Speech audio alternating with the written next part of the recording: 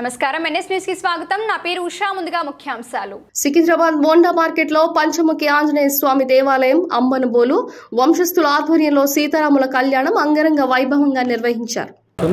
పంచాననముఖోద్భూతాన్ పంచాక్షరమనూపమాన్ పంచసూత్రకృతో వందే పంచాచార్యాన్ జగద్గురుం శ్రీరామచంద్ర పరబ్రహ్మణే నమః శ్రీ సీతామహాసాధ్వీ దేవతాభ్యో నమః ఓం లక్ష్మణస్వామినే నమః వరాహ గరుడ వాయుపుత్ర నారసింహ పంచముఖేశ్వరాయ నమః సద్యోజాతం చ ప్రథమం వామదేవం ద్వితీయకం అఘోరం చ తృతీయం తు తత్పురుషం చ చతుర్థకం ఈశానం పంచమం ప్రోక్తం ముఖాని పంచముఖేశ్వరః వరాహ గరుడ వాయుపుత్ర నారసింహ అశ్వావతారాయ నమః.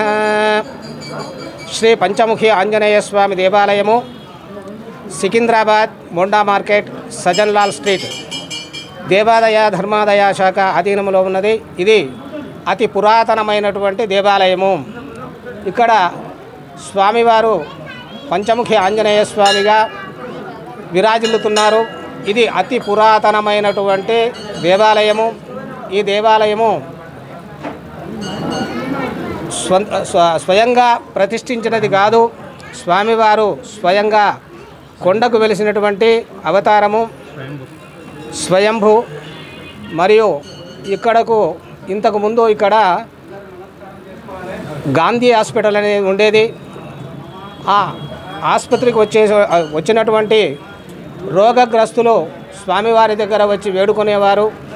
అదే తరుణంలో హిమాలయాల నుండి అఘోరీలు ఇక్కడికి వేంచేసి వీరు పడుతున్న బాధను చూసి పంచముఖి ఆంజనేయ స్వామి వారి కింద వరాహ యంత్రాన్ని ప్రతిష్ఠించి ఆదివ్యాధి నివారణ,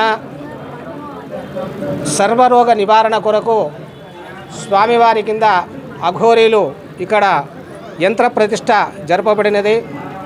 కావున రోగగ్రస్తులు అందరూ వచ్చి ఇక్కడ తీర్థాన్ని స్వీకరించి స్వామివారి యొక్క కృపకు పాత్రలు అవుతున్నారు. అదే తరుణంలో ఆంజనేయ స్వామి వారి దగ్గర రామాలయము ఉండాలి అనే ఉద్దేశంతో సీతారామచంద్రస్వామి వారిని అంబనబోలు వంశస్థులు ఇక్కడ ప్రతిష్ఠించడం జరిగింది. అప్పటి నుండి కూడా అంబనబోలు వంశస్థులు స్వామివారికి రామకళ్యాణం నిర్వహించుచున్నారు. వారితో స్వయంగా మాట్లాడండి.